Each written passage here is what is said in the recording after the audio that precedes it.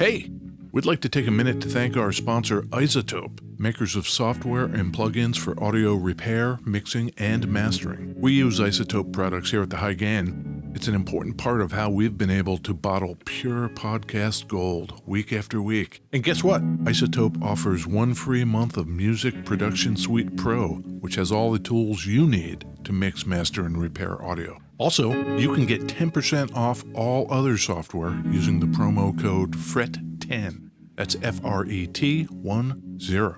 All of this is at isotope.com, IZOTOPE.com.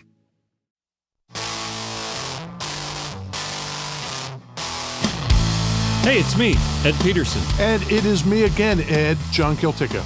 It's the High Gain Podcast. High Gain Podcast, as always. We talk about guitars, amps, guitars, and various guitar-related activities and products. Sure, that's better, because really it's just guitars. Yeah. Where are we recording from? Beautiful West Seattle, Washington, USA, planet Earth. I love it when we get to this time of year. Yes. It's sunny out, I can walk up here. It's really good. Beautiful West Seattle.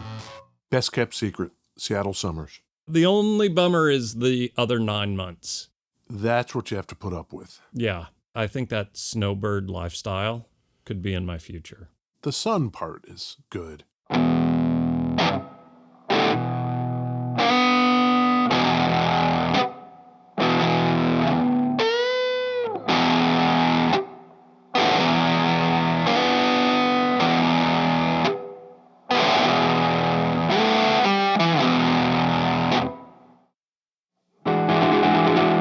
Beverages. Beverages, Ed. We went right into that one. Minimalist. It was good. A little bluesy. You were kind of bluesy, John. Stack in the dirt. Sure. The 1981 DRV overdrive pedal. Yep. Heading into the Chase Bliss preamp Mark II. From our friends Benson and Chase Bliss.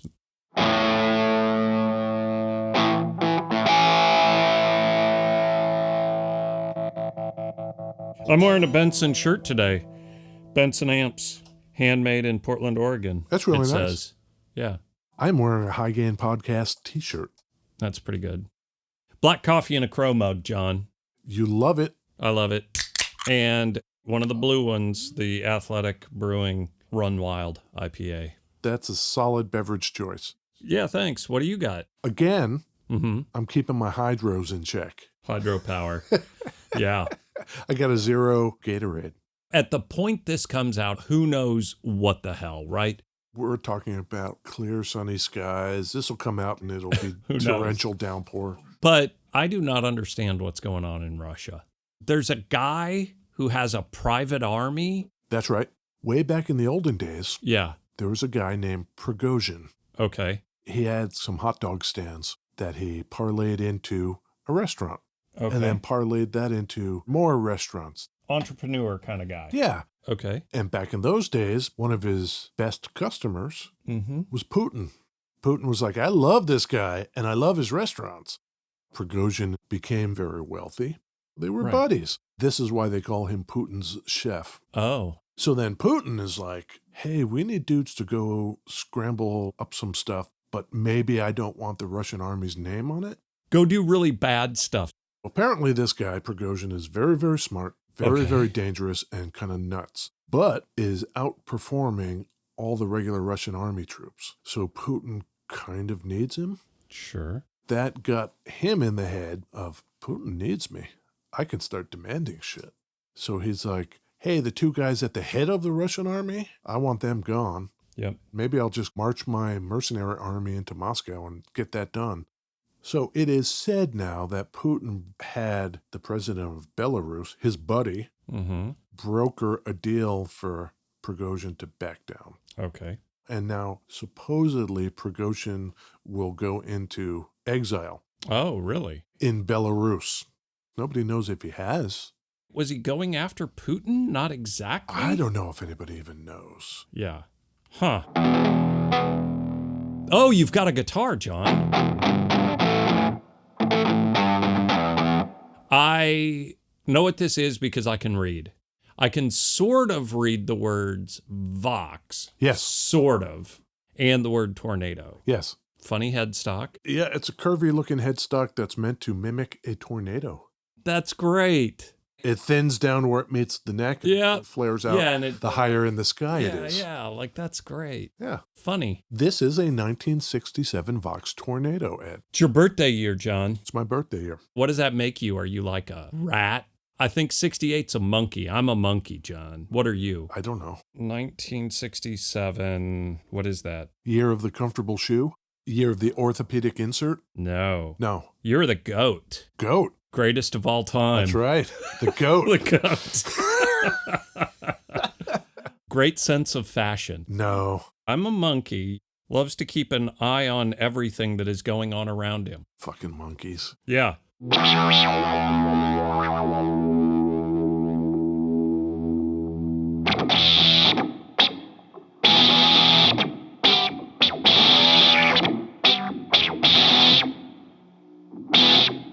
Well, Ed, we know about Vox because we know about amplifiers. Sure. The AC30. AC-15. We also know about those solid body Voxes like the teardrop thing. Don't love them. Vox is very, very hit and miss with me. At least on the guitar side. When they first started making guitars in the UK, this is the 60s, they were making only solid body guitars. Like them or not, they did kind of take off. The teardrop was a favorite of Brian Jones. Sure. And various other groups enjoyed them. So with that popularity, they couldn't keep up with the demand. Mm-hmm. So Vox went through a series of outsourcing exercises. This is in the late 60s? Early 60s. Early 60s. Yeah. As early as the early 60s, they were outsourcing. Specific kinds of things. Okay. So what happened? 1958, the Gibson ES-335 comes out. Mm-hmm. And then into the 60s, along with all those teardrop solid bodies and stuff, people are going nutty for the hollow bodies and the semi-hollow bodies because the 335s were so popular. Yeah. Vox was like, we should do that too, but we don't know how to do that. So Vox continued to make solid body guitars, but they outsourced the hollow body stuff to Italy. Oh, great. Yeah. Hey, Italian dudes, can you make us some cool looking hollow body stuff along the lines of the ES-335? If you're not too busy cranking out accordions. That's right. That's me pulling stuff out of the brain pan from forever ago. Like a piece of gum off the floor, there's some lint on it. Yep. It's been rolling around in the dust, but it's there. I remember. There's accordions from some city in Italy. The best accordions in the world. You got your hypothalamus, you got your prefrontal cortex, and you have Peterson's accordion region. I don't know where that is, but sure. So they outsource to Crucianelli. And they start making guitars like that. The first two they made were the Lynx and the Challenger. Great names, both. Yeah. Lynx is maybe not a great name. Challenger is a fantastic name. It's better than like runner-up. Sure. New for 2023, the Also Ran. Yeah. Crucianelli was like, man, this is going great. Everybody wants these. Let's increase production and put other names on them. So you could get a Lynx or a Challenger with the Crucianelli name on it, and it's going to be identical to the Vox. Oh, funny. Yeah. Why not, right? Yeah. It's the 60s. But demand increased even more, Ed. Crucianelli couldn't do it. They can't keep up. Even at kidding me? that level, they couldn't keep up. It looks like Crucianelli made acoustics, acoustic electrics, and solid bodies. Right. They made some cool shit. Yeah, you take that accordion know-how. Right. You want some bling? Yeah. You throw like 19 switches on an electric guitar, throw like 4 pickups in it. Hell yeah. Perfect. With the increased demand, Vox again outsourced. They stayed in Italy. Sure. This time they went to Echo. Yep. Under Echo, they put out models you might have heard of, such as the Bobcat, Mm-hmm. the Super Lynx, That's a good one. the New Orleans, Ooh. Wildcat, and of course, the Tornado I hold in my hand. Oh, okay. So this is an Echo. Right. And I think they did the same thing that Crucianelli did. You could get guitars that had the Echo name on them, but this one is Vox. So what are we looking at here, Ed? You got a straight up single coil, 6 pole bangers, volume tone, Yep. tornado headstock, Binding top and bottom. binding on the neck, Binding on the neck. 0 fret. Yep. You want to see a cool detail? I do. We're talking tornado. Yeah. Do you know that icon that they use on the news whenever there's a tornado, like that weather icon on the weather maps? It's like a swirly looking kind of thing. Yeah, sure. I'm sure I would know it when you show. Look at the profile of these tuning machines. Oh, man, that's rad. The swirly tornado hurricane looking. For sure. Isn't that great? Yeah. So let's see. Let me turn some of this stuff off here so we can... So with the volume and the tone, that's going to be how you get your different sounds since there is only one pickup. So if I go all the way necky, that is to say I turn the tone down. Should I turn that off too? Turn it off, yeah. No pedals. It's a straight sound of success right there. Yeah. I'm looking at my meters right now as I do this, and I see that this must not be the strongest pickup in the universe. It's barely making a blip. I'll fix that in post, ladies and gentlemen. If I turn that tone all the way up, should I put a little something back on there?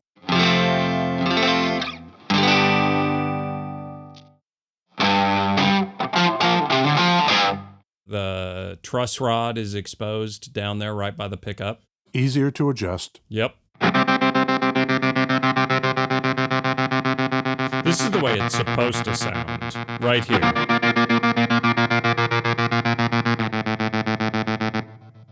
I have multiple effects pedals on, and that is not for nothing. Yeah? Later on in the game, Vox would pioneer the inclusion of effects into the guitar itself. Into one of these? Not the Tornado. Okay. Floating bridge. Floating bridge. Yes, it's not pinned down. What's it say on the sticker on the inside? It says that this one came from Turner Music Shop. Oh. It's in the North Valley Plaza in Chico, California. Oh, great. Isn't that great? I bet Chico's a cool place. Yeah. 21 frets, 25 and a quarter scale, nothing really unusual there. The neck is bolt-on, not set. Yep. The body is arched, and it's 3 inches deep. Substantial. Yeah. There's a wooden block attached to the bottom side of the top that does not go all the way through to the back. Oh, it doesn't connect. I see. So I don't know what that makes this still semi-hollow, maybe? Yeah. Yeah, I don't know. I like it. This color is transparent red. It looks cherry. It's darkened considerably. Doesn't look brand new. No. For 1967, it's in good shape, though. Yeah. 1967? You're the GOAT, JFK. GOAT. Yep. EME Vox, a joint venture, Vox and Echo. Let's get together and work with a distributor to import into other places. After that deal went down, if you wanted a Vox and you were in the States, you were getting it via the Thomas Organ Company. That feels like there's a few things working against our guy, Jimmy Vox. One, the inability to locally ramp up production on these guitars. And then going through an organ company to sell your guitars seems not great. Oh, hey, Jimmy Vox, there's a market out there that's worth money. You've just given a chunk of that money to the Italians. Now you're going to give another chunk to the Thomas Organ Company to import the stuff. Exactly how much is going to be left for you? Yeah. The teardrop guitars and a bunch of the initial electrics, they were built in the UK. Yes. And I imagine that those are probably more valuable. I would say so. That's just my guess, too. We're all about the informed guesswork over here. Yeah. Yes. So under this venture with EME, the production is still in Italy. Okay. And now they've got a whole new slew of cool names. The Apollo. Oh, great. The Aristocrat. It's a good one. The Boss Man. Ooh, that's terrible. The Cheetah. Maybe it's like they're sitting around a table and there's one guy that's like, hey man, outer space is cool. We need Right. like the Apollo and all that. Yep. No. Animals, man. Cheetah. That's where it's at. It is funny because why does the Mustang work and the Pinto doesn't? You know, like lynx and cheetah don't have the same thing as jaguar. Maybe it's the visual image, you know, like a Pinto is just a slower, shitty horse. Like big cats. They're all flavors of a big cat, but some of those flavors work and some do not. And that's probably hard to guess at the time. Yeah. Panther is a cool name. Cheetah, maybe not as cool. The aristocrat and the boss man seem like those go together. The cheetah and the lynx go together. The Apollo, did they have other like kind of Mercury? Or, yeah, the Saturn. Yeah, the see? Star Stream. Yeah, so they kind of had themes. Yeah. Animal, capitalism, and space. Right? The line worker. Yeah, exactly. Yeah.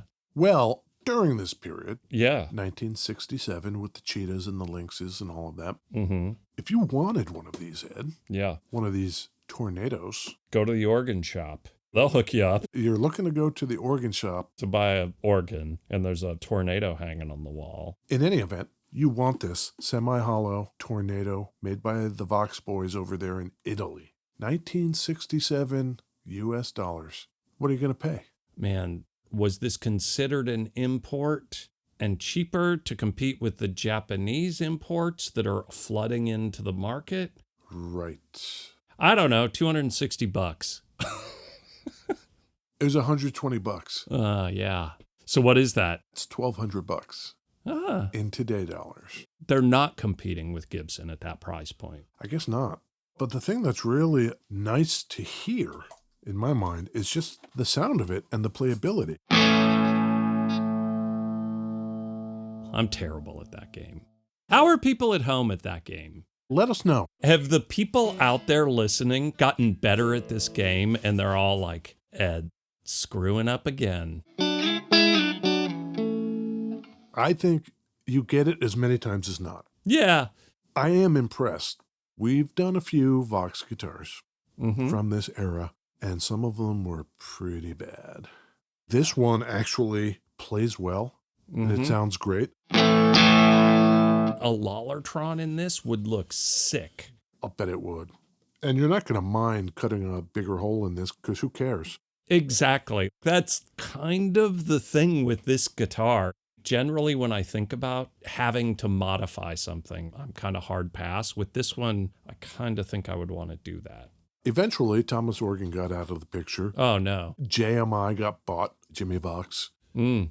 And now Vox are owned by Korg. Korg USA, the subsidiaries are Vox and ARP. Nice. Good work, guys.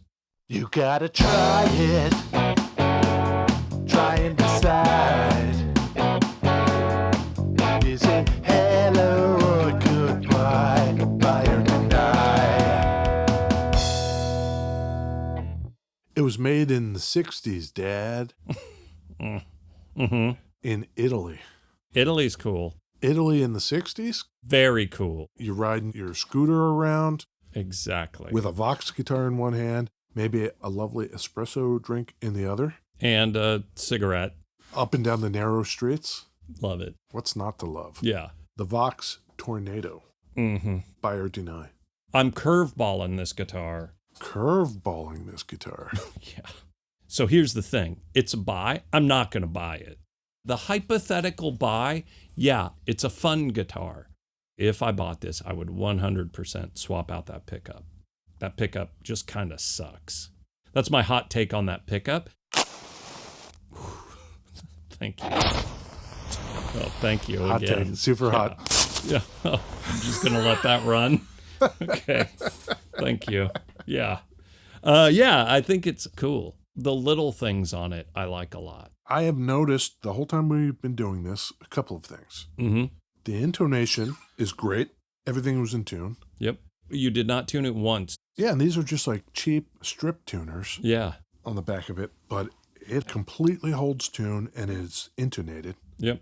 It's a buy for me too. Yeah. I agree with you. As a caveat, put a different pickup in there and knock yourself out. But the bones, as they say, it's got Ooh. good bones. I think so. Tornado is a cool name, and it's got a cool headstock. And cool tuning buttons. Tuning buttons are rad. You know, I go a little deny heavy at times, I think. This one, I feel like it's just cool. You're coming from a place of love, right out of the Peterson accordion region. There's so much Italian history baked into my brain. Yeah, Peterson, great, noble Italian family name. Exactly. We have more to take pictures of. We'll take a picture of that pickup you want to swap out. Yeah. We'll take a picture of these tuning buttons and headstock that look like a tornado. Okay. It's great, man. Where are you going to put those? We're going to put them up on Instagram, patreon.com/thehighgain. Yeah. You know, before we go, John, Yes. speaking of that, Yes. our man Dimitri over there on Oh! Patreon, remember we talked about he was like torn on which of those tellies to get. Yes, apparently he has come to a conclusion.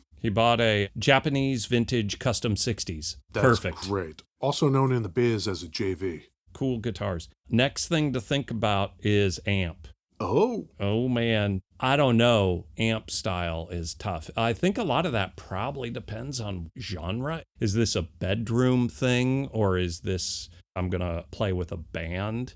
There's a Wow. lot there. You know what you can't go wrong with? what? Vox. Honestly, I'm like such a huge fan of Vox amps. AC10, AC15. What? I was just thinking like Dimitri in the UK Right. might live in some small flat in the middle of a city somewhere or in the suburbs. Who knows? AC30. And Ed's going to tell him to bring home an AC30. Maybe not an AC30. Here's what you need. Yeah, yeah. A stack, a Marshall Yeah. stack. Exactly. It is very dependent, but I would say AC15 is an amazing pedal platform.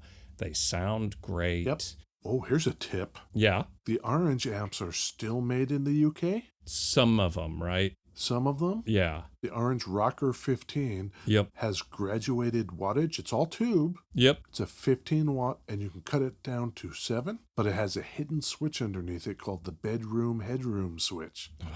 With that, you can get down to as little as half a watt. Which is awesome. It has a clean side and a dirty side, so you pick. All of my wattage has tended down from my AC30 days. I do not need 30 watts.